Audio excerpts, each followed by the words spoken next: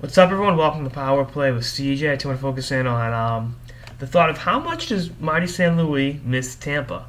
And it's funny, when the trade went down, it was Kelly Nash from Fox Sports Florida. I was kind of, I don't want to say antagonizing Marty, but kind of putting it in perspective. If you don't want to be here, you don't want to be here. I mean, it's great what you've done, but, goodbye. And I was kind of taken aback by that because Marty was a great community ambassador of the Lightning, obviously an amazing player on the ice as well. But I was kind of like, it's kind of a hostile approach to take.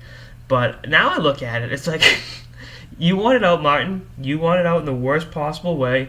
You got what you wanted. Stevie Eisman facilitated it. You were stomping your feet like a child because you weren't originally named to the Canadian Olympic team, but then you went ahead and won the gold medal, because of the Stamkos not recovering all that.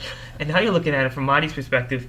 He's got 4 points in 16 games for the New York Rangers, and I hate picking on Marty because he's one of my favorite players. I remember watching him. One of the first NHL games I went to by myself was. I sound like a real cool person saying that, but I was 15, Boston Bruins, Tampa Bay Lightning at the TD Garden.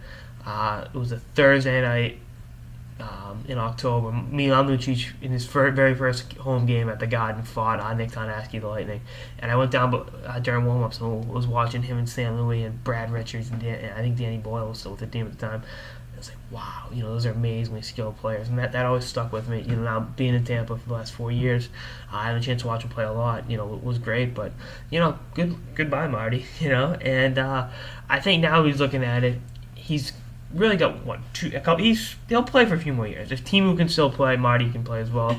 But you're looking at the young talent Tampa has, and obviously we know how good Stamkos is, and Ben Bishop's really an up and coming player that should be in the Vezina conversation, actually the MVP conversation, for that matter. But you're looking at Killorn, Palat. Hedman's now essentially in the Norris Trophy conversation. Tyler Johnson's come out of nowhere to be awesome, and Filippo has been a great free agent signing. They get a great ownership group.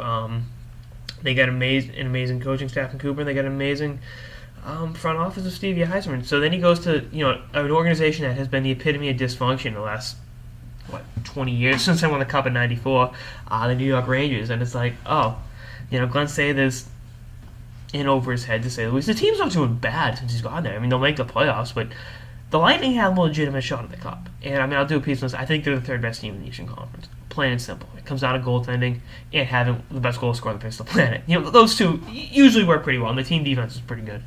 And I'll talk more about that, as we get closer to the playoffs. But, it's ironic. I sound like a Lance Morissette right now, but he wanted out. He got out. Now it's like, oh, crap.